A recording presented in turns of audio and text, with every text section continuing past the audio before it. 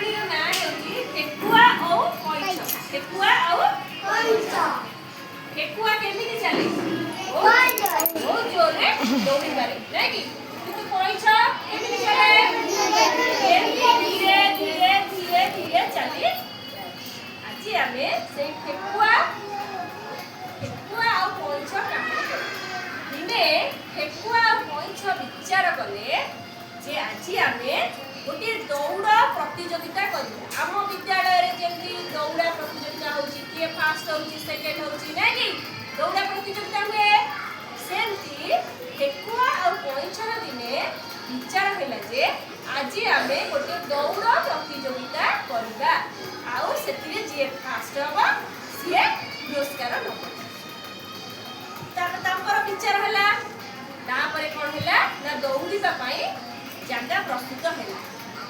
କ'ଣ ହେଲା ନା ଠେକୁଆ ଆଉ କଇଁଛ ଦୁହେଁ କ'ଣ ହେଲେ ଠିଆ ହେଲେ ଯୋଉଠି ଦୌଡ଼ିକି ଯିବା ପାଇଁ ସ୍ଥାନ ତାଙ୍କର ଠିକ୍ ହେଲା।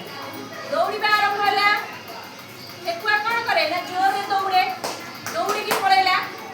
କିନ୍ତୁ କଇଁଛ କ'ଣ କଲା ନା ଧୀରେ ଧୀରେ ଧୀରେ ଧୀରେ ମୁଖର ଗତିରେ ଚାଲି ଚାଲି ଗଲା। ସିଏ ତ ଦୌଡ଼ି ପାରିବନି, ଧୀରେ ଧୀରେ ଚାଲେ, ସେମିତି ଚାଲିକି ଗଲା। ଠେକୁଆ ନିଜେ ନିଜେ ଭାବିଲା ଆଜି ମୁଁ ତ ଜୋରରେ ଦୌଡ଼େ, ମୁଁ ତ ଜୋରରେ ଦୌଡ଼ି ପାରେ, ଆଜି ମୁଁ ପ୍ରଥମ ହେଇଯିବି, ଆଜି ମୁଁ ପ୍ରଥମ ହେଇଯିବି। ଠେକୁଆ କିଛି ବାଟ ଦୌଡ଼ିକି ଗଲା ପରେ ପଛକୁ ଯେତେବେଳେ ଫେରିକି ଚାହିଁଲା ଦେଖିଲା ଆଉ ଠେକୁଆ କଇଁଛ ଆଉ ପଛରେ ନାହିଁ। ସେ ଭାବିଲା ସେ ତ ଆସିନି, ସେ ତ ଠେକୁଆ ଭାବିଲା କ'ଣ ନା କଇଁଛ ତ ଆସିପାରିନି, ମୁଁ ଏବେ ଟିକେ ବିଶ୍ରାମ ନେଇଯାଏ। ଠେକୁଆ ସେଇଠି ହାଲିଆ ହେଇଯାଇଥିଲା, ବହୁତ ଜୋରରେ ଦୌଡ଼ୁଥିଲା, ହାଲିଆ ହେଇଯାଇଥିଲା। ସେ ଭାବିଲା ମୁଁ ଏଇଠି ବିଶ୍ରାମ ନେଇଯାଏ। ତାପରେ ସେ ସେଇ ଗଛ ମୂଳରେ ଏମିତି ଶୋଇପଡ଼ିଲା। ଠେକୁଆ ଶୋଇପଡ଼ିଲା। ଶୋଇପଡ଼ିଲା ପରେ ଦେଖିଲା କିଛି ସମୟ ପଳେଇ ଯାଇଛି। କଇଁଛ ଧୀରେ ଧୀରେ ଧୀରେ ଧୀରେ ଚାଲି ଯୋଉ ଜାଗାରେ ପହଞ୍ଚିବା କଥା କଇଁଛ ସେଇ ସ୍ଥାନରେ ଯାଇ ପହଞ୍ଚି ସାରିଛି।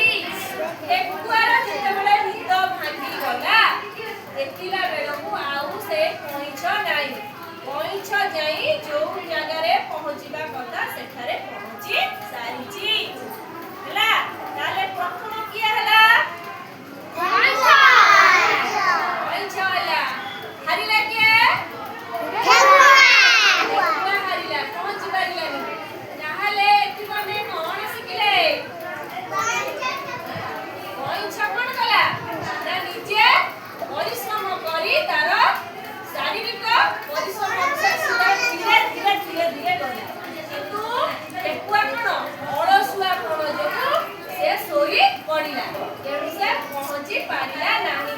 ତେଣୁ ଆମେ କ'ଣ କରିବା ନା ଆମ ଜୀବନରେ ଆମେ କେବେ ଅଳସୁଆ ହେବା ନାହିଁ। କ'ଣ ହେବା ନାହିଁ?